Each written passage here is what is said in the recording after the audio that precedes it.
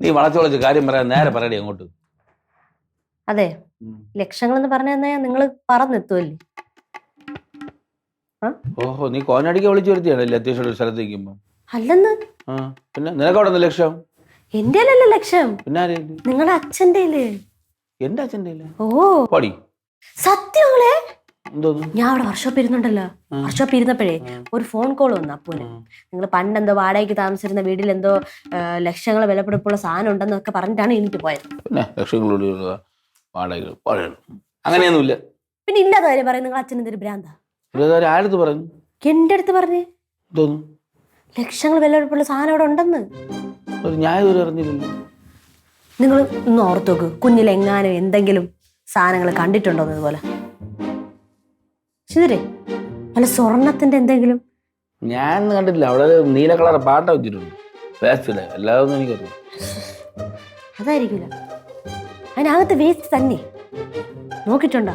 നീ എന്താ ഇങ്ങനെയൊക്കെ ചോദിക്കണത്? മണ്ടത്തരായിപ്പോ, ഞാൻ അങ്ങനെ നോക്കിയിട്ടില്ല. അതെ, അപ്പച്ചിക്കും അമ്മയ്ക്കും അറിയാമെന്നാണ് എനിക്ക് തോന്നുന്നത്. അവരെ പെരുമാറ്റമൊക്കെ കണ്ടപ്പോ എനിക്ക് തോന്നി.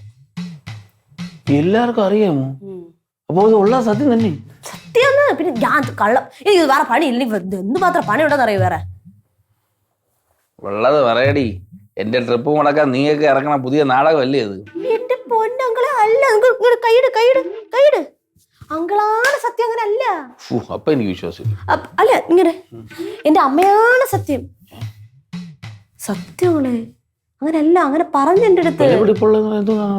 എനിക്കറിഞ്ഞൂടാ. നമുക്കത് കണ്ടുപിടിക്കണം. ആരും നീ ഒരു കാര്യം ചോദിക്കുമ്പോ മര കഴുത നീ ക്ലിയർ ആയിട്ട് ചോദിക്കണ്ടേ? ചോദിക്കാനുള്ള സമയം കിട്ടില്ല. അതാണ് ഇല്ല. ചിന്നുനറിയാമോ? അറിയായിരിക്കും. അവളെ ചോദിച്ചിട്ട് കാര്യമില്ല. നിന്റെ അമ്മയ്ക്ക് അറിയാമോ? അറിയാം. എന്നാ ചേട്ടത്തിയാണ് ബെസ്റ്റ്. അവളെ ചോദിച്ചാൽ അവൾ ഒരൊറ്റ കാര്യം വിട്ടു പറയില്ല. എന്റെ അച്ഛന്റെ ഇത്രയും ലക്ഷങ്ങൾ ഇരിക്കുമ്പോ അതിന്റെ അവകാശം ഞാനല്ലേ?